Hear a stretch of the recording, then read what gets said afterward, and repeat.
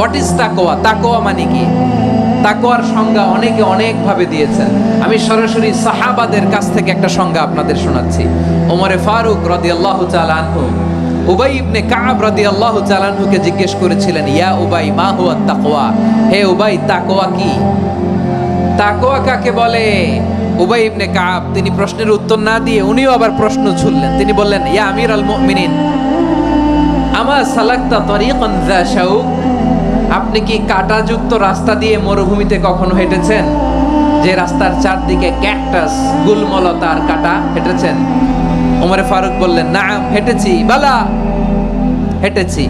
কাইফা আমিলতা, কিভাবে হেঁটেছেন?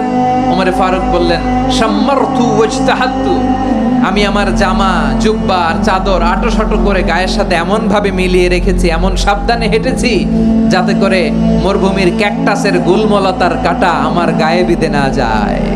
উবাই ইবনে কাব বললেন, ফাযালিকা হুয়া তাকওয়া। আরে তাহলে আপনি তো ঠিকই জানেন তাকওয়া মানে কি। এটাই তো তাকওয়া। ওই রাস্তা দিয়ে যেভাবে হেঁটেছেন পুরো দুনিয়ার জিন্দেগিটা এইভাবে সাবধানে চলার নামই হচ্ছে তাকওয়া। চিল্লায় বলো ঠিক কিনা?